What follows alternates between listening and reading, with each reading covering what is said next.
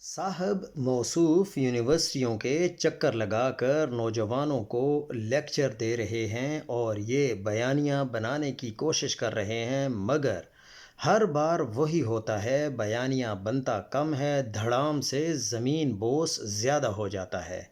آئی M F کی report کبھی فرصت میں پڑھ لیجئے گا۔ لکھا ہے کہ پاکستان کی 60% آبادی نوجوان ہے، یعنی ایک ایسا خاموش آتش فشاں جو اگر پھٹ گیا تو بیانیے تو دور کی بات، محترم کے خوابوں کے قصر بھی دھوئیں میں بدل جائیں گے۔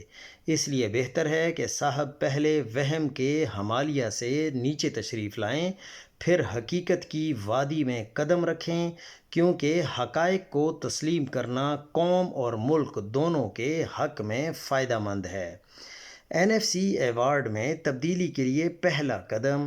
وفاق نے 4 دسمبر کو صوبوں کو بلا لیا۔ وزارت خزانہ کے نوٹیفیکیشن کے مطابق وفاقی وزیر خزانہ تعارفی میٹنگ کی صدارت کریں گے۔ 7ویں این ایف سی ایوارڈ کے بعد 11واں ایوارڈ متعارف کرایا جائے گا۔ چاروں صوبوں کے وزرائے خزانہ، ٹیکنوکریٹس، کمیشن ممبر میٹنگ میں شرکت میں ہوں گے۔ ٹیکنوکریٹس میں پنجاب سے ناصر محمد کھوسا اور سندھ سے اسد سعید، بلوچستان سے فرمان اللہ اور کے پی کے سے مشرف رسول شامل ہوں گے۔ نئے این ایف سی ایوارڈ پر آئی ایم ایف بھی آن بورڈ رہے گا۔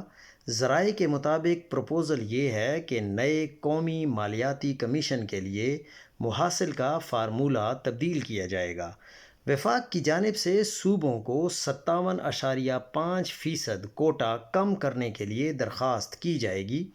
اس وقت فارمولے کے مطابق صوبوں کو آبادی کے لحاظ سے محاصل کا کوٹا 82% مقرر ہے، جسے کم کیا جائے گا۔ بے نظیر انکم سپورٹ پروگرام صوبوں کو منتقل کیا جائے گا۔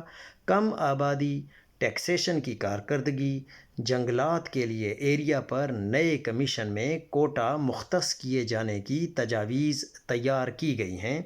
سالانہ ترقیاتی پلان بھی صوبوں کو منتقل کرنے کی تیاریاں